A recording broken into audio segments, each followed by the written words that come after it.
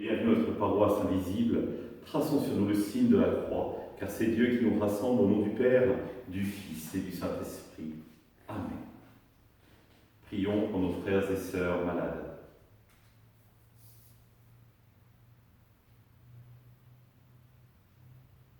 Prions pour les soignants et tous ceux qui œuvrent pour le bien commun.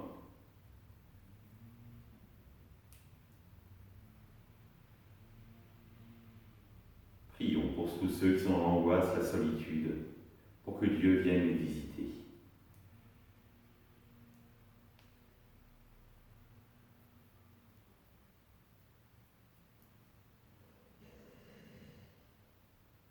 Et pour manifester notre communion, je vais maintenant allumer cette bougie au cierge pascal.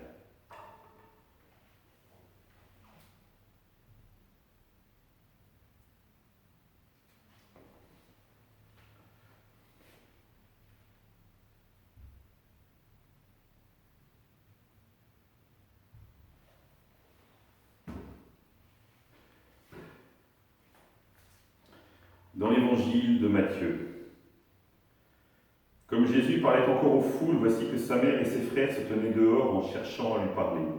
Quelqu'un lui dit, « Ta mère et tes frères sont là, dehors, qui cherchent à te parler. » Jésus lui répondit, « Qui est ma mère et qui sont mes frères ?»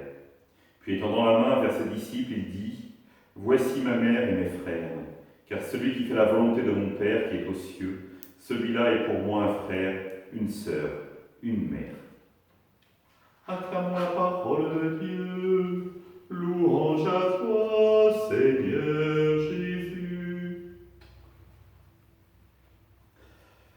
Frères et sœurs, je pense que si votre enfant vous faisait ça, vous feriez gloups, un peu dur à avaler.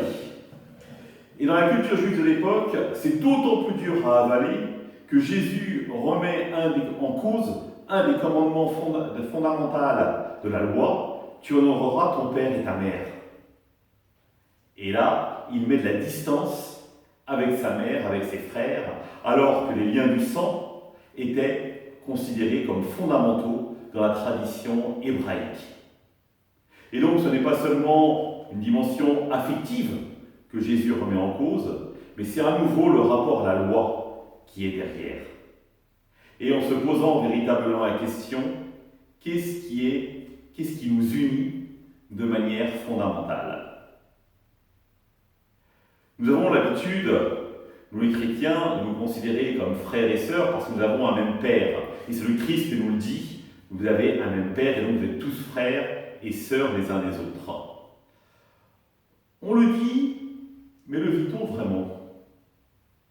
Est-ce qu'on ne passe pas plus de temps avec ses frères et sœurs de sang, ça dépend où ils habitent évidemment, qu'avec nos frères et sœurs de la communauté chrétienne? Comment prend-on soin à l'intérieur de la communauté des frères et sœurs qui nous sont donnés?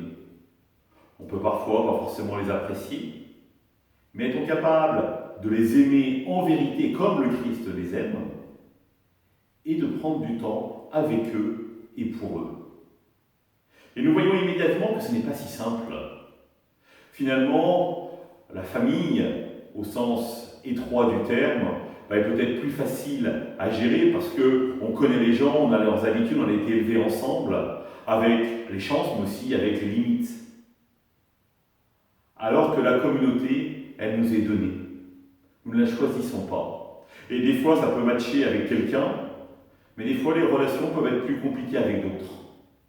Et pourtant, c'est aussi un frère, une sœur que Dieu me donne. Quand j'étais aumônier des étudiants, il pouvait y avoir des petites querelles à l'intérieur de l'aumônerie, et les jeunes venaient se plaindre, et je disais toujours, c'est comme ça que tu parles de ton frère. Alors là, le jeune me regardait, et mon frère, ah oui, celui que le Christ t'a donné. Et immédiatement, finalement, en plaçant les choses, la relation à cet étage-là, le conflit s'atteignait, s'amenuisait. Parce que finalement, on est obligé d'être remis devant l'essentiel finalement, de la relation à l'autre, d'un frère et à une sœur que Dieu nous donne. Et si cela se passe dans la vie relationnelle, cela se passe aussi dans notre vie spirituelle. Est-ce que nous pensons à prier pour nos frères et sœurs de la communauté? Est-ce que nous les portons chaque matin, chaque soir, dans notre prière? Si nous voulons véritablement former une famille qui nous connaissons, il est essentiel que la famille se connaisse, prenne soin de chacun de ses membres. Parce que, en prenant soin des autres, nous découvrirons à travers l'autre l'amour de Dieu, l'amour de notre Père. Ensemble, le prions. Notre Père, qui es aux cieux, que ton nom soit sanctifié, que ton règne vienne, que ta volonté soit faite sur la terre comme au ciel. Donne-nous aujourd'hui notre pain de ce jour. Pardonne-nous nos offenses, comme nous pardonnons aussi à ceux qui nous ont offensés. Et ne nous laisse pas entrer en tentation, mais délivre-nous du mal. Et que le Seigneur nous bénisse, nous accompagne pour la journée, nous garde dans la paix. Au nom du Père,